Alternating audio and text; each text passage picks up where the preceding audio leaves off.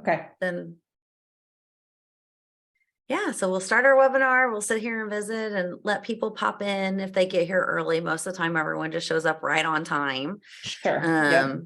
And then we'll see if we can go live on YouTube and see if it works. Okay. And which will be really funny or Mhm. fun, I meant. Mhm. Oh, it didn't go. Darn. Is it error because like the connection or? Yeah, I think I have to go Mm. push another button on YouTube. So maybe I'll try it Oh, in a gotcha. minute. You have to like Yeah. enable disable Darn. connect or something. All right. Darn it. No live. Right. Live Okay, let's from see. YouTube. Let's see if you know the answer to our trivia today. Oh What's the boy. best-selling Christmas single of all time? Oh, good. We have a couple people who have joined us. So we're doing I'm gonna say it's the trivia. Mariah Carey song, the That's a All good I one. Want for Christmas.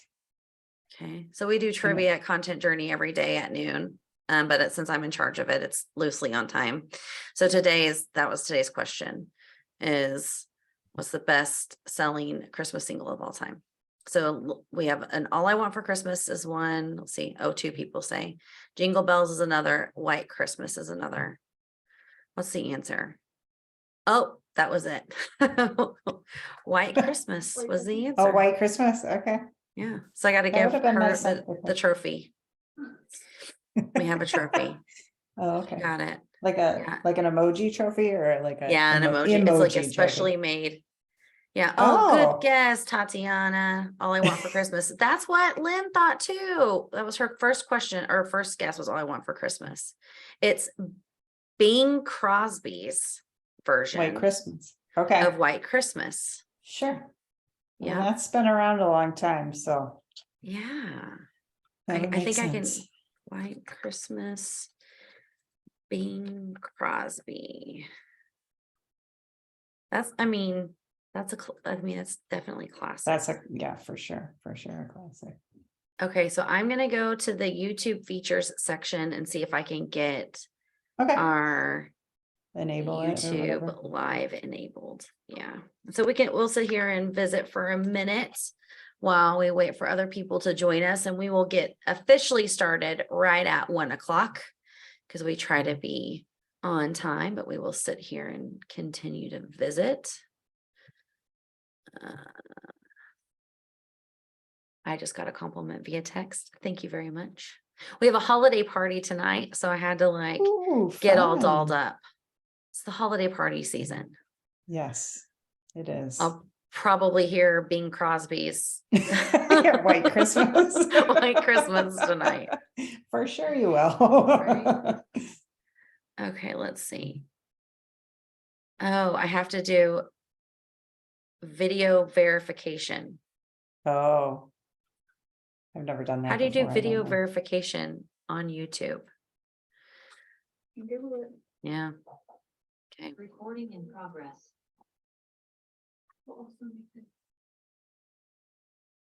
Yeah, I don't know. Okay, we have 1 minute. Oh. Emily's next to me and she had me on speakerphone, so I was hearing myself in stereo surround sound. I heard it. Yeah.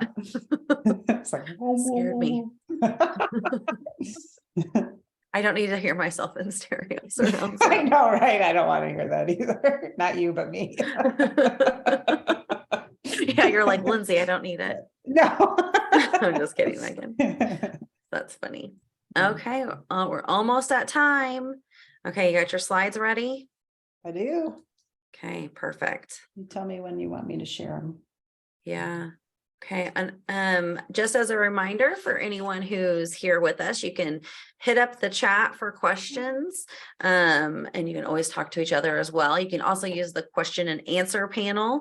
And if you need anything throughout or want to grab Megan's attention, you can always raise your hand and get her to slow down or stop or go back on something. And I'll be here too to keep an eye on things, just in case we need to go back over a concept. And okay, we're right at 1 o'clock. We have some more people hopping in to join us. So we're going to get started. So Megan Beretta is our resident SEO expert here at Content Journey. If you have ever heard me spout off anything about SEO, or heard any of our clients bragging about the amazing spreadsheets or mapping that they see, it always has to do with Megan. And I'm probably just repeating something that she's told me in a meeting, or something that she's created for someone. So without further ado, I'm going to turn it over to Megan and let her share her wisdom with us. For anyone who's popping in just now, please use the chat or the Q&A panel if you have questions. Feel free to interrupt if you need us to stop and go back over a concept or slow down to talk through something, and then we'll stick around at the end and visit and answer any questions you may have. So thank you, Megan, for joining us today. Thank you for having me. I'm excited to go through this. I've shared my screen so you guys see it. Okay, everybody sees it all right? Okay, so Absolutely. Let's jump into making sense of SEO. The first slide here is just a little bit about me. Like Lindsay said, resident SEO consultant at Content Journey. I've got over 20 years of experience in the digital marketing industry, and then really my passion and what I love to geek out on is SEO. So my goal when I work with clients is really to educate and inform them about the process so that they feel comfortable and confident enough to kind of spread that across their whole department, understand what they're doing, build the foundation, and weave it kind of into everything the business does. All right, so let's jump right into what we'll cover. So we're going to talk about churning content versus SEO strategy, goods and bads there, common misconceptions of SEO, the essential elements of SEO, all of the things that feed into SEO, and then taking a look at SEO, trying to simplify it, not make it so overwhelming, understanding what you can do to, some action items that you can do to start that overall journey within the SEO. All right, so let's talk content churn versus SEO strategy. Content churn. So what is content churn? That's publishing content to really just publish content. It can be exhausting and yields little results. You're just trying to put stuff out there with no clear plan in place. I like to compare it to, like, if you started building a house, you'd start with no plans or blueprints, right? Having that SEO strategy is going to give you a plan. It's going to give you a blueprint on what you need to do. With content churning, you're kind of just pushing stuff out there, guessing at what your customers might need, what you need to talk about.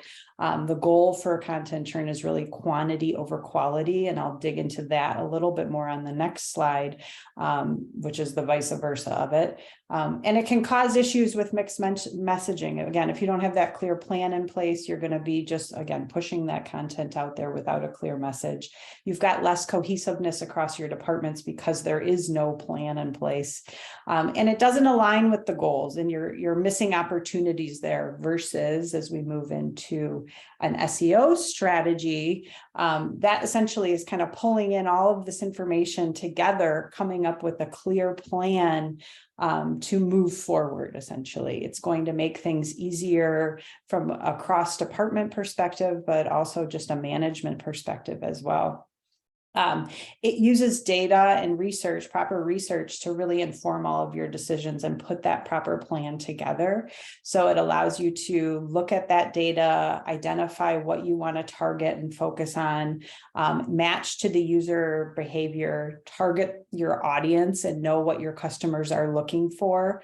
And the goal here is really quality over quantity every time with SEO. Especially this year, Google's pushed out their helpful content algo updates. They just pushed another one out on this week. And it is their big push to really present to the users results that are of quality content from experts within the industry. So it's no longer try to push out as many blog posts as you can, write quality posts, and you're going to win in the long run. The plan also then, or the strategy is, like I said, you can share and feed that into all departments because you're going to need them through your strategy. It creates a clear plan or path and proper messaging, clear messaging to use across channels. And then this really does align then the goals, allows you to target and set up goals that align with what you're doing, and hopefully then brings those leads and opportunities flowing in through the site, through your offsite channels, all of those things. Next, we'll talk about SEO misconceptions. There's a number of SEO misconceptions. I've picked 5 to discuss, kind of the top 5 ones to walk you through here. So the first one, and I think is like the biggest one that everybody has this misconception of, is that SEO is a one and done type of thing, that it's basically like a quick task. You can check off your list that you did it. We've got clients that come and say, hey, just I want you to SEO my site. And it's like, no, let's take a step back here. SEO is an ongoing process. It's a marathon, not a race.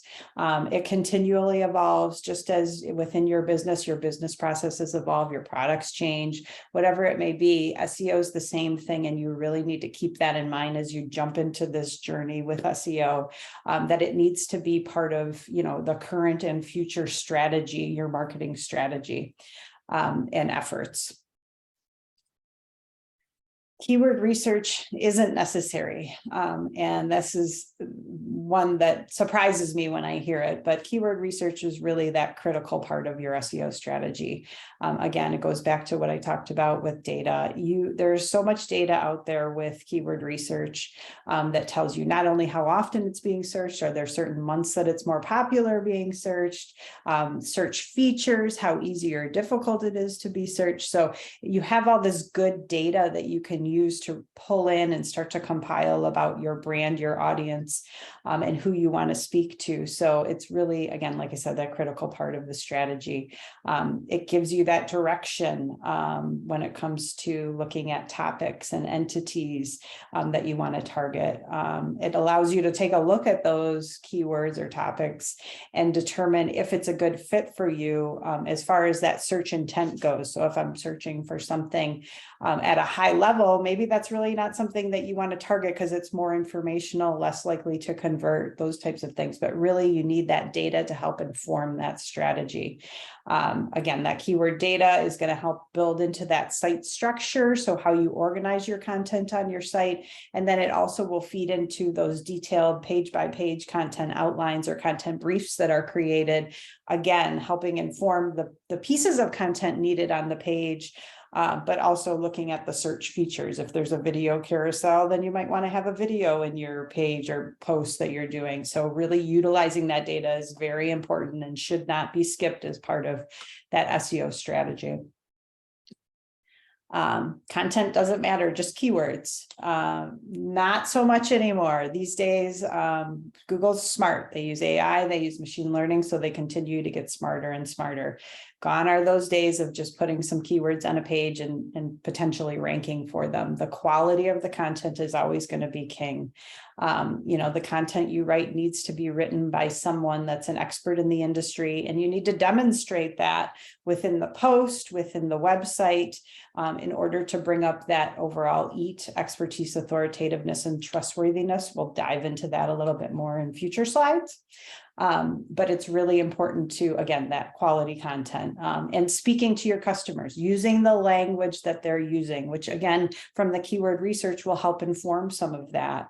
And then connect with them versus just dumping in a bunch of keywords. I think we've all been on sites that we know that are trying to optimize for SEO, and you see these keywords in every header and everything, and it's not very natural. It's hard to connect with that. It can confuse users. So just keep that in mind as you're writing. Quality is going to win every time. The higher the keyword research volume, the better. So, for example, if, I've had clients come and say, hey, we want to rank for shoes, whatever it may be. And after a few conversations you have with them, they've come to realize that, okay, just because that gets a lot of volume, that doesn't necessarily mean that that's the right target for your audience. That's too high level. You've got to really start to dig down deeper, utilize tools to identify, those questions or those longer tail keywords that may not rank or have the volume, but tend to be, number one, easier to rank for, and also tend to convert. There's higher volume keywords yeah, you can send a bunch of people to your site, but they might not ever do anything. So there's really no value in that as far as targeting that. Those tend to be, again, like I said, more broader type informational searches where you tend to see those higher authoritative sites like a Wikipedia or you know, a authoritative brand ranking for those, which number one then makes it difficult to rank for. But then again, like I said, they're less likely to convert. So identifying those lower volume keywords is a good way to get in if you're not as authoritative as the other sites, but to get in and start ranking and helping Google understand what you do and what your content is about. You can do SEO yourself. There's a lot to know about SEO, and a lot of companies tend to give somebody, and it kind of ties back into that one and done thing. A lot of companies will give this task of SEOing a site or focus on SEO to, you know, somebody in their marketing department, almost like it's a task, versus having it be a focused area, a focused project, assigning an SEO person to that role. So it's something that, again, is changing over time. You need to stay educated on it. You need the dedication there. You need a clear path. And then it's also pulling in other departments. So you've got an issue with speed or, you know, a more technical issue, you're going to have to pull somebody in from your IT department to help fix those things. If you've got some content that needs to be written from an expert, you might need to pull a salesperson or somebody in to help write that content. So again, it goes back to that quality content. You need that expert to write it, or even utilizing the salesperson to talk to them about getting customer insights. Like when they talk to customers, what are the pain points? What are they struggling with to help inform that content? So it's a group effort. You can have somebody that manages it, but never really can be done holistically by yourself. All right, so let's jump into essentials of SEO, essential elements of SEO. We're going to look at these kind of core components. I put them into 4 different buckets, and we're going to really dive into each one of these buckets separately. EAT, content and on-page UX, the technical side of things, and the offsite. So we've got this overall visual here that gives you, you know, a visual on how it all kind of connects together. There's some aspects that interweave and overlap with each other, but ultimately SEO is really becoming this kind of holistic approach versus just, again, focusing on keywords or just content. It's evolved into so much that's where it's the same kind of messaging throughout this webinar. Is it really does need to feed into and across all departments in order for it to be successful. So let's start with EAT, expertise, authoritativeness, and trustworthiness. This is really Google's way of assessing the quality of a site, the quality of a brand, and the content on the site. It's not like a one-line algorithm thing, but there's all of these signals that Google's looking at, and it kind of encompasses that visual we just looked at. But it's looking at all of these signals and what you can do to help kind of feed that knowledge graph. And Google's knowledge graph is basically that collection of entities and information, how they connect to each other, their understanding of things. So the more you can do to feed Google that information, the better off you're going to improve and demonstrate your EAT. So what does that cover? You've got to look at your offsite profiles, the citations, the offsite reputation. What are people saying about your business? What do those reviews look like? Are your profiles consistent? Do you have that same brand name across the board, address, city, state, phone number? All of that needs to be consistent across the board. Again, pushing out that quality, helpful content to users. So writing content that's going to match to that search intent about what you do. And having a strong about page. When Google crawls the site or the search engines crawl the site, they're looking for that about section to learn more about the brand and the business. So this about page is really that chance to kind of boast about what you do, you know, present that history to establish that you're established, to show that you're established in the industry. Show those awards and recognitions that you've won, any professional memberships or anything that you've been published in, media mentions, those types of things. Include that information. You can have it on one page, you can break it out on pages depending on how much content there is, but really solidifying and boosting up that about section is important. Like I said, Google will crawl and look for that. And then taking it kind of to that next level too with some of these, especially with like awards and recognition, professional memberships, is setting up employee profiles, especially if you've got those employees that are writing content for you on the site and writing, pages for you on the site. You can create author profiles, to present onto the blog posts and things like that, and then link to their in-depth profile. Again, that's going to connect all of this content together and really establish and demonstrate that overall EAT. I mentioned reviews, but really making sure that you're checking those reviews, you're responding to those reviews, whether they're good or bad reviews. You always need to respond to those and stay on top of those. Schema markup, which is a collaboration between all the search engines. They developed a language. Schema.org is all the information about schema. And basically it's a group of types and properties, and it's a language that's applied to the back end of the site. So essentially what it's doing is taking and kind of calling out those entities within the page. You apply it to the back end of the site and essentially spoon feeding those search engines as they crawl through the site, the information about that specific page, and then how it's all connected to your brand and even outside of your brand and offsite. And trustworthiness can fall into this website security kind of bucket as too. So not only just from having a SSL on your site, a secure site, if you're selling products on your site, making sure you're demonstrating to your visitors that when I purchase this item, it's going to be a secure purchase.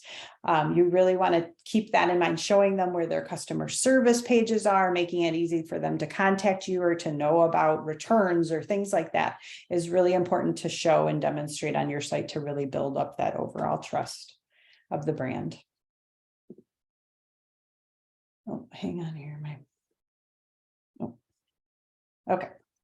Content on page and UX. So I kind of grouped all those together. They all kind of cross over each other. So starting again at that higher level content from the content perspective, looking at, again, those entities, the topics, and the keywords. After that keyword research, you're going to have, a list of keywords that you want to target. We're going to start to map that to specific pieces of content to create. It's also going to start to inform, like I said, that site architecture and that site structure. So it really gives you the data to feed into your overall plan and strategy. And then really, again, you see this bullet every time, but quality, helpful content, right? That is so important when it comes to SEO. Again, looking at the search intent and search features to help guide you and produce that quality, helpful content. Looking at natural language processing. So Google uses natural language processing to analyze the queries that are searched online, to analyze the content that's on your site. And basically what natural language processing is AI. It can read the content and also the queries that people search as a human would. So it's getting smarter and smarter to know if I search again for shoes, what I might be looking for. And that's basically where you come in as far as producing the right content to show up in the right spots. That the natural language processing is going to extract entities, look at the semantics that are used on the page. So again, not only keywords, but if you're talking about like a hot dog, is it a hot dog in the summer? Is it a panting dog, or is it the food you eat? Those semantics and the words that you use on the page are going to help Google understand, again, what the content is about. Page layout and user engagement is so important. Look at what's above the fold. Is the content easy to read? Do you have, bullets? Are you breaking up the content? How big or small is your font? What's the color contrast? All of those things come into that UX side of thing, really feed into that overall user engagement and user experience, which is going to help with your SEO. And then internal linking is extremely important. Internal linking can be a powerhouse of SEO if done properly. So from your keyword research, as I mentioned, you'd have a map, you'd have a plan. Using that plan and the keywords assigned to pages, you're going to use those keywords to build those internal links using that rich keyword anchor text. So instead of saying learn more and linking to a page, it's going to say learn more. You could say learn more about shoes or find out about these shoes. You're going to use that keyword to describe the page that you're going to. So not only from a user perspective, they understand where they're going to be taken. From a search crawler perspective, they pick up on those keywords and associate those keywords to the page you're linking to, but then they also connect that page and those keywords to the content that's on the other page. So again, it starts to connect and create that kind of connected web, connecting all that content and then really understanding you as a brand and where you are the expert. And content audits. We were just talking about these. Content audits are also important. It's going to vary on how often you should do it, just dependent on how much content you're pushing out. I always try to do it at least once a year with clients, and that is really pulling a bunch of data in and taking a look at what's performing, what's not performing. If it's not performing, why? Does it need to be removed? Is it outdated? Is it thin content? Can we update it and try to rank better for it and get better performance out of it? But really kind of doing that spring cleaning, so to speak, of your site is important. Getting rid of low quality content is going to help you. That can really pull down when it comes to EAT and the overall quality of the site. So keeping that content up to date is really important. And then the technical side of things, some key elements here on the technical side of things is number one, is your site crawlable? So is it set to no index? Then they can't crawl it, they can't find it, they can't know you.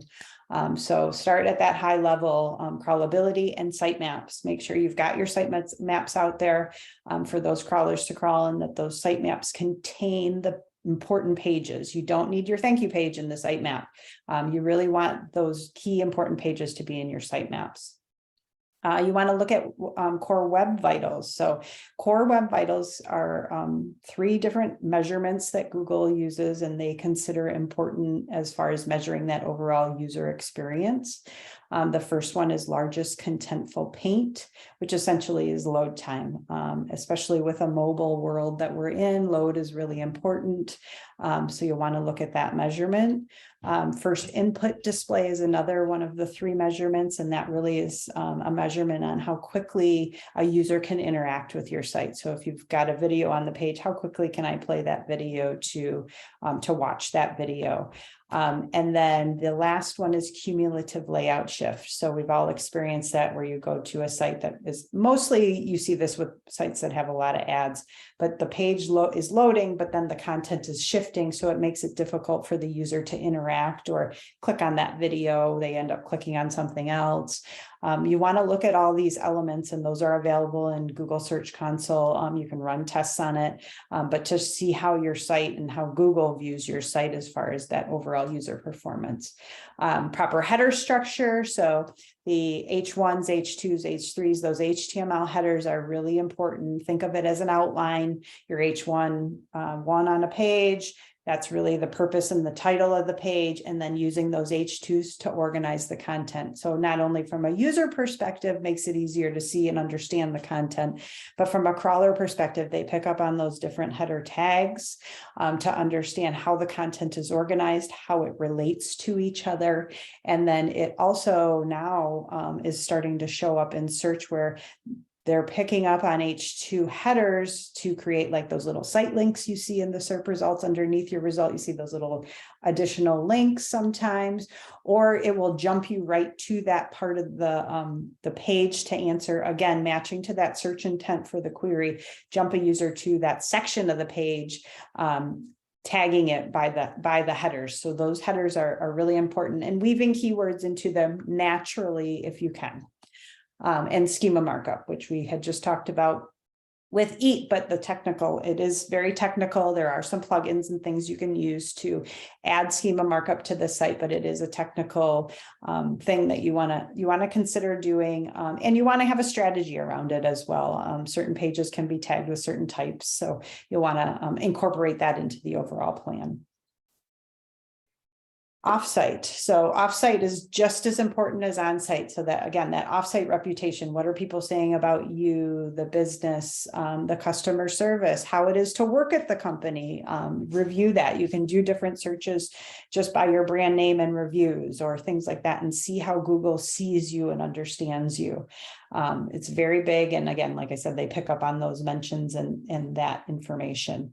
The Google Knowledge Panel and your Google Business Profile. So a Google Knowledge Panel is essentially a panel. You typically see it on desktop on the right side. If you search like a big brand, you'll see it, and then it has a bunch of different information. And what this is showing you is how Google has collected all this information and connected it back to this brand. So not everybody has a knowledge panel. If you start using schema, you start optimizing your site, you start feeding that knowledge panel, you will eventually get a knowledge panel. You can claim a knowledge panel.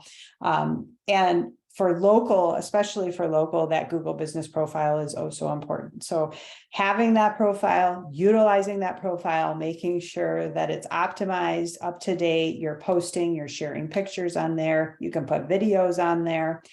You've got all the right links to your website to schedule an appointment or, just go to the homepage. But making sure those profiles are optimized. That's essentially like a direct line into Google, just feeding them information about your business. And that's what shows up in those map packs. When you see the map and the listings there, those are the results that show up there. So it's important to have that as part of the strategy. Again, social media profiles, making sure you've got consistency across the board here. Every industry is going to be different. You'll focus on different channels, but having those profiles, even if you don't utilize some as much, is really important. And again, creates that connectedness and understanding of your brand. Media mentions and links, again, consistency there. When people are mentioning your brand, they're using the same name. Google picks up on these mentions, even though they're not links, they pick up on all these mentions and associate that back to your brand. So that's going to help boost that EAT as well. Reviews, which has crossed over as you've seen, but staying on top of those reviews and really trying to get those good reviews. And again, directory, citation management, consistency. I can't really stress that enough. There's a number of clients that I've had that you run a report and you see links off, old website links, all that. So really take a look at that profile and get those cleaned up. And then especially for local, but in general too, community involvement, local community involvement allows you to share those things, across social channels. It allows you to share it on your website, news about the company, but it really will help beef up, number one, the EAT, your local presence in the area.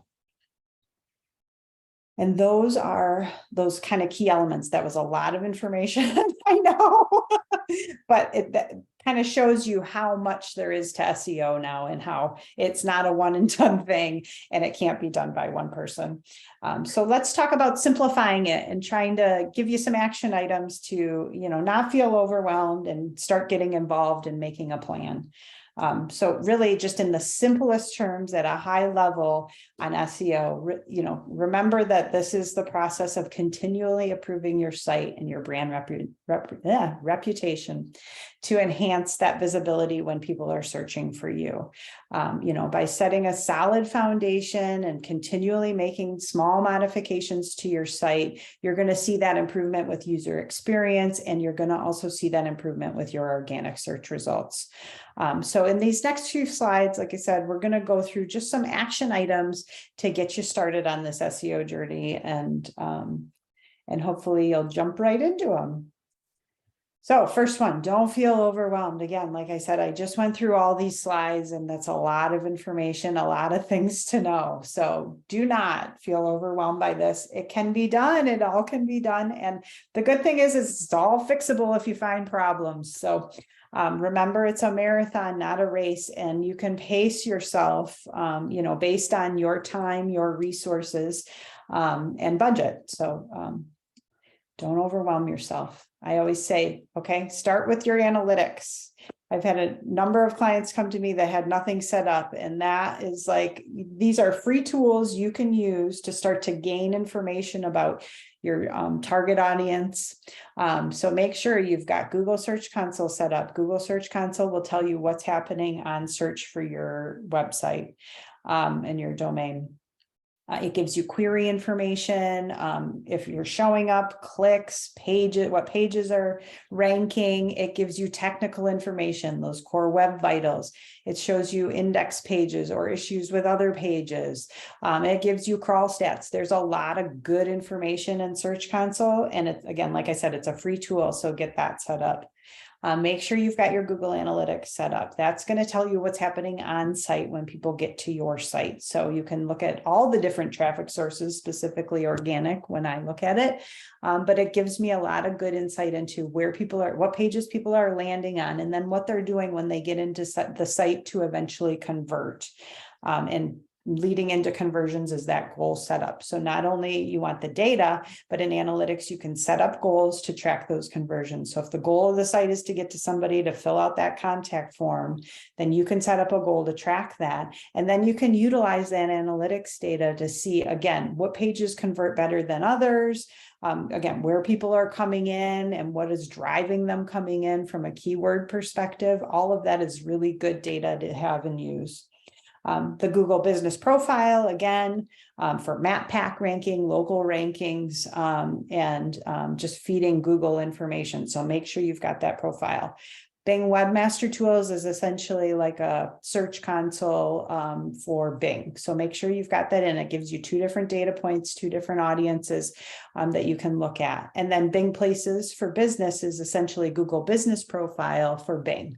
The nice thing about that is once you have your Google Business Profile set up, you can just add your Google Business Profile link to Bing Places and it'll pull in that data. So it's one less thing you've really got to manage and stay on top of. It'll feed it that information so that Bing has it. So analytics are really important to start this journey. Next is audit, right? This is really going to give you that SEO strategy in the end. That's the ultimate goal. And you've got to start somewhere. You've got to know where you are before you can move forward. So don't just jump in and start publishing content and making changes to your site.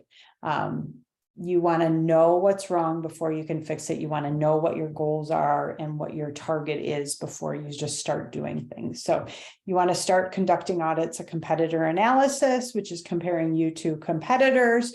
We do competitor analysis looking at multiple data points to see what they're doing, what they're ranking for across the board, not just specifically from that organic perspective. We look at offsite stuff. We look at all kinds of things. And that's really important and then feeds into the overall SEO audit. So we look at all of those core elements and more from the previous slides. It's grown, that audit, but there's a lot to look at. But the goal of that audit is essentially your strategy. It gives you that plan and that path to move forward so that you know all the work that you need to do. You can take that and look at and go, okay, we need this resource for this. We got to budget this. We got to plan for this. So it really gives you that kind of direction on what you want to do. And I always tell people, this is really the area where it pays to hire that company to do those audits. It's an outside perspective looking in.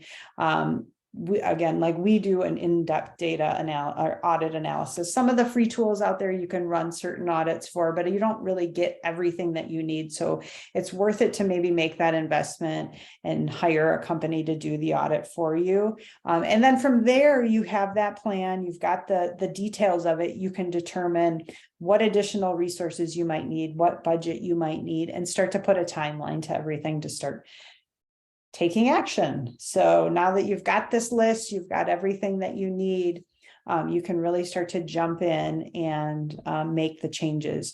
From SEO audit, you have this prioritized list of things that need to get done. Some, are quick little things, some might take longer. So you can kind of crawl, walk, and run through this process, right? Depending on you. So again, back to the don't overwhelm. You can plan this, you can, take your time and do the work right versus just jumping in and trying to get it done. And then too, you can get other team members and other departments involved in the process. It's not all just on the one person that was given the task of doing the SEO. You're going to need everybody to get on board and involved in this. And once you do, it'll make everything so much easier, and you'll reap the results in the end. So that's it. Any questions? Yeah, what questions do we have? Megan, it's so good. Like I love whenever you go over all of these things. I was actually having coffee with a friend earlier this week, and I was like, oh yeah, there's 4 parts of SEO. It's da da da da, and I was like, and I couldn't remember. And I was like, oh my gosh, I talk about these things all the time. And so I guess I needed the refresher this week myself. So anyway, so whatever questions you all have, pop them into the chat, pop them into the question and answer panel, and Megan and I will answer them for you before we let you go today. And then just so you know, we'll also be sending out the recording. It'll go out on the blog so that you will have all of this so that you can review later. But here's our first question. So for all of the people that are learning SEO for the first time, because I can assume if anyone's watching this, they're probably at the beginning of their journey. Where do they start? So are there courses? Are there places where they begin? What do you suggest? Yes, there are definitely courses. There's a lot of good free material out there. So Moz has an SEO guide. I think Search Engine Land has an SEO guide now. I would use those reputable. SEMrush has a guide. And that is really where I'd say start, because Moz has a very in-depth, very good guide to beginning SEO, and that'll take you chapter by chapter, kind of through all of those elements that I just went through, explains it, gives you examples of things. So it really does a good job of educating you, starting at that high level. And then they even have resources that once you get through that, you can start to, do a little bit more advanced, or you can start looking into schema and all of those things. But those are the big ones, right? Moz, SEMrush, Search Engine Land, they're going to have good content that's reputable and up to date as well, because as we know, it always changes. Yeah, absolutely. Well, and one of the things that I think took me a long time to understand that you talked about on one of your slides was user experience, which is also UX. So we hear people say both of those things. How does that factor into SEO? So it's important, it's very important. If somebody comes to your site and then leaves, right, that's going to impact that experience and your rankings. It's going to, people are going to get frustrated and leave. So it's not going to be a good experience. They're not going to come to that site. So it's really important. Or if they get there and they can't read if the font's so little or too light or something like that, and they can't read the content on the page, you'll see it, it'll reflect in those rankings, and then you're going to lose out on those opportunities. Yeah. Okay. I have some more questions coming in. I'm going to go ahead and ask you to quit sharing your screen for a moment so that people don't have their Giphy moving in their faces, and they can just look at us talking to each other. So one of our attendees is asking, what risks are associated with performing SEO updates on existing content for posts that have been around for a year or more? And I'm assuming that means posts that have been bringing traffic to the site too. Yes. So you want to be careful about that. What you're going to want to use is those analytics to help inform the changes you might make. So take a look at Search Console and see what's driving those clicks to that specific post or page. You don't want to reverse anything that you've done by wiping out some content that's ranking. There can be benefits to expanding on the content and ranking for other things as well. So I just say there's not a ton of risk, but if you do it smart, if you just jump onto the page and say, I'm going to change this. I mean, if the page needs to be updated because it's a new thing or technology had changed, then of course you need to update it so you're relevant and current, but Right. utilize the data to help inform your decisions. That's there in Search Console. You don't need to pay for it. And you can really kind of see what's happening and how Google understands that page based on the queries that you're ranking for that page, and utilize it to update the content. So if there's a query that is similar to the topic of the post, you might want to add a section because you're not talking about that to help boost that overall ranking. Yeah, that's good. Okay, so here's another question from one of our attendees. What are some common mistakes you see people make as they are getting started? Oh, that's a good one.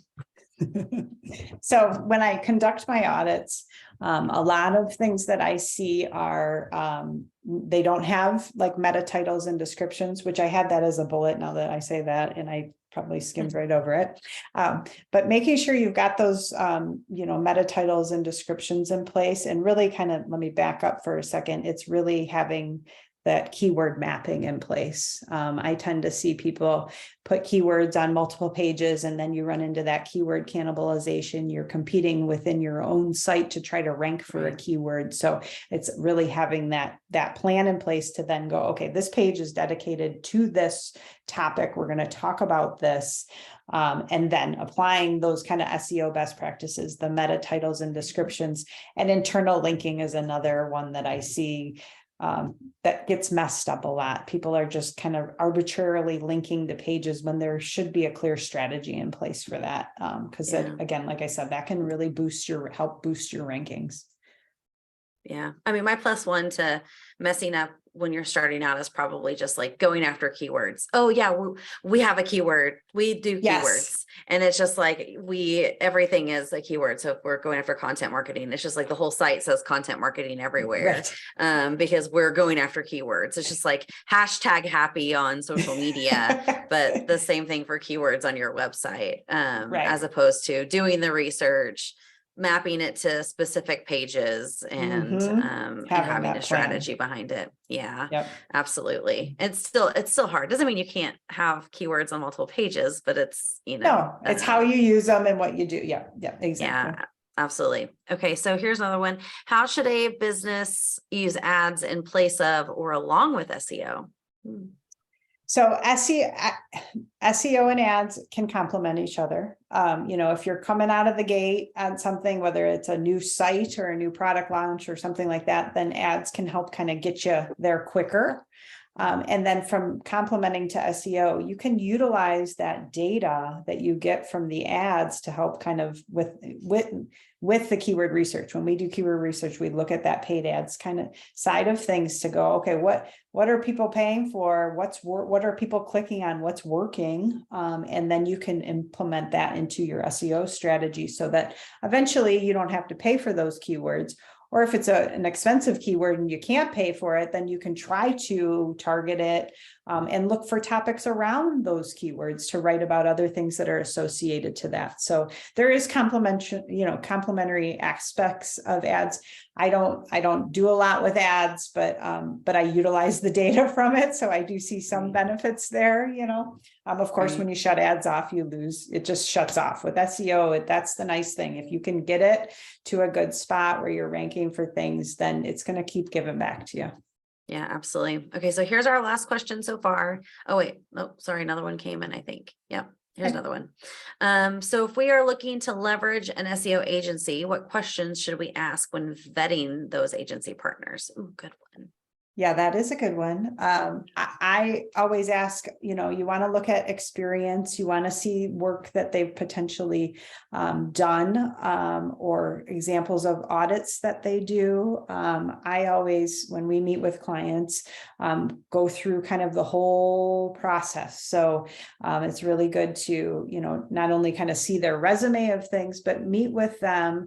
And, number one, do you connect with them? It's yes, it's about the the experience. You want to have somebody that's knowledgeable on it, but it's a connection thing as well. And knowing that they're going to be honest with you, that they're going to push you along on things and not just kind of do what you tell them to do or whatever. But so that meeting, I think, is really key. And then have them explain what they do. I go through, we spend an hour on the phone and I walk through our process, our timeline, and what they can expect in the end as far as deliverables go. So that kind of covers both aspects where they can meet me and, go, okay, yeah, I get it. We click or whatever, but then you can also see the experience and everything that we do, everything that's involved in the process. Yeah, I agree with that a lot, especially where SEO is concerned. I think it's really easy, as sad as this is to admit and say, to like talk around it because it's so confusing and it can be really complicated. So it's really easy to use a bunch of buzzwords and talk over people's heads and make them, they'll be like, oh, she's so smart. She knows what she's talking about. Or he is so smart. He knows what he's talking about. We should hire them and because they know what they're doing, when in actuality, sometimes they may not know what they're doing. They just know enough to convince you in a 10-minute conversation. Right. Yeah, exactly. And so I think that meeting and like you said, having the work samples and talking through that and having that connection with people that you really can trust is important when working with an agency like that. Yeah. And if they won't do the meeting, then they're not good. I just think that's really so important. And there's really no, from it, like you said, what are the questions? I mean, yeah, you can list out some questions, but I think, like I said, meeting and seeing the process, talking through the process is really gonna let you know if they know what they're doing. And also if they say we'll get you backlinks and stuff like that, turn around, run, go the other way. That's so true.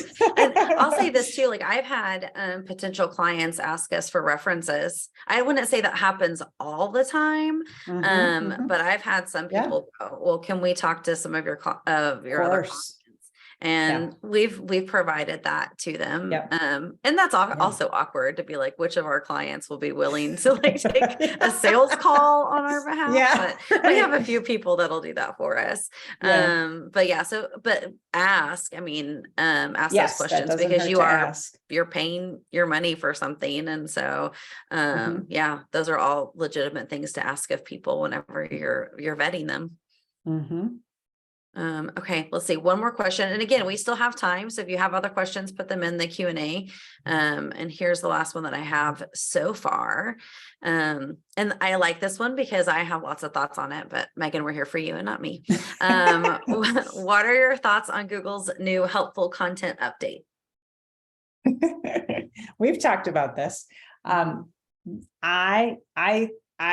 I'm a bit, you can see in the back here, I have an eat sign in my office, right? So to me, I love it.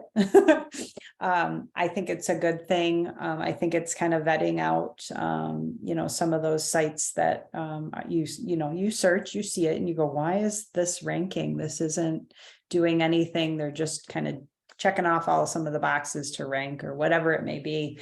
I do see that there's good value there. And like I said, across the board throughout this presentation is that, if you are the ones pushing that, you have the expertise, you're pushing that quality content out, you're going to win in the long run. And this is Google's way of doing it. And they do provide so much information. As just kind of a side note on the helpful content, there's a list of questions as far as what you need to look at and include in your content to have and produce that content. But I think it's a good move forward for them. I feel like like I said, some of the results before, I've noticed an improvement in the search results. So I do think it's a good thing. Yeah, I think so too. And I'm not going to name any names here, but I'm going to speak a little bit in code. But we have a client who has a really technically unsound site that we've been trying to fix for a while.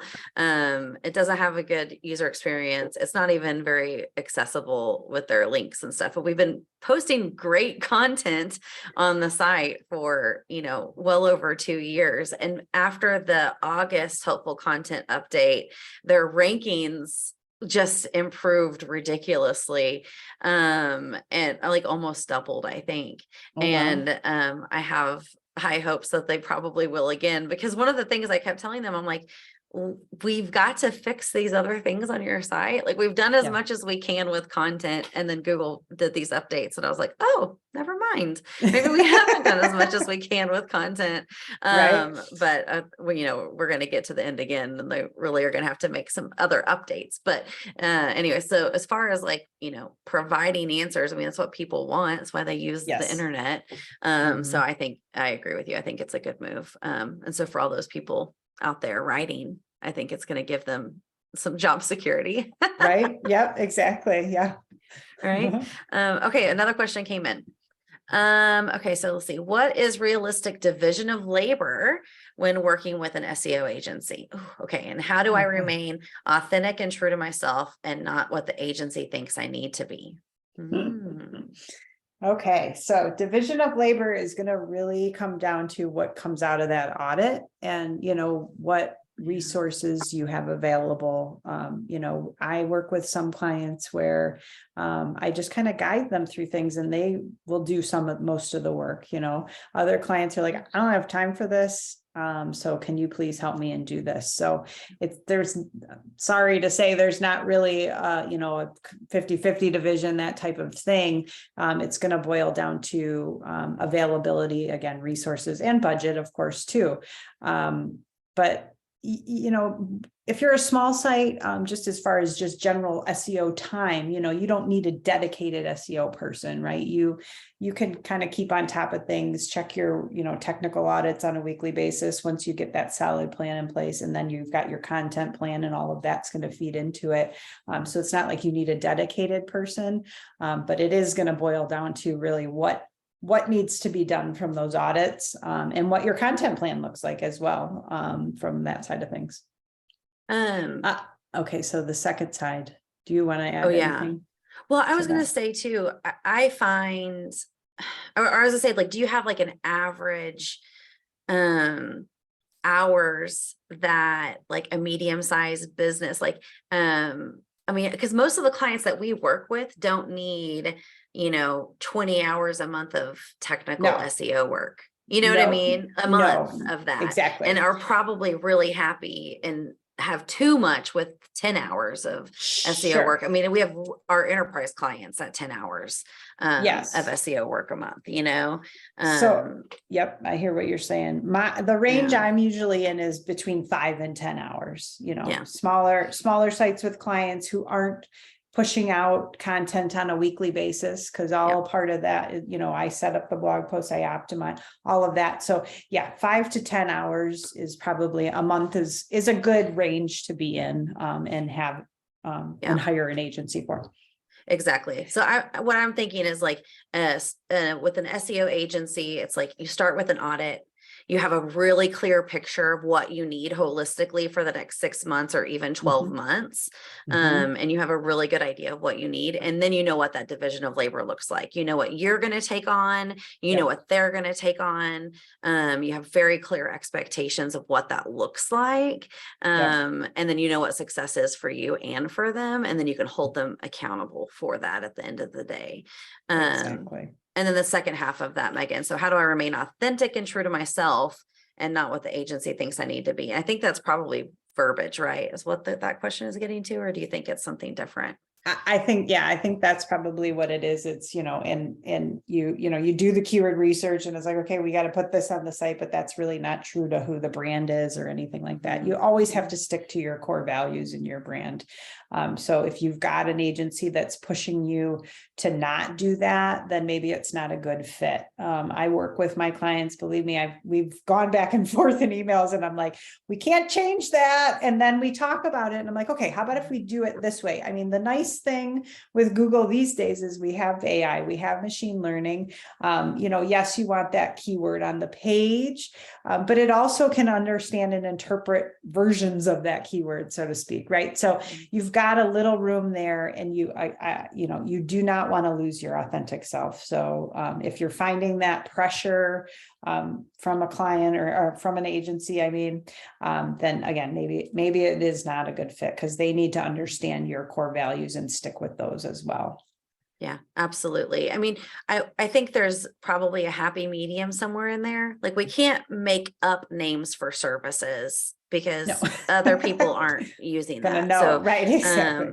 right. So, like, for example, one of our content packages is called like the visibility package. People aren't looking for visibility packages on Google. They're looking for content marketing packages. And so I can't fight Megan on SEO to be like, no, I need this page to be visibility. Like, that's what we're looking for, or, yellow, purple people eater or whatever it is. Right. She's going to be like, no, Lindsay, this is like content marketing in SEO, Right. Yes. or whatever that happens to be. But if it's like forcing you into like a keyword stuffing situation, or using all keywords onto something, then you have to stay true to who your brand is and your brand voice.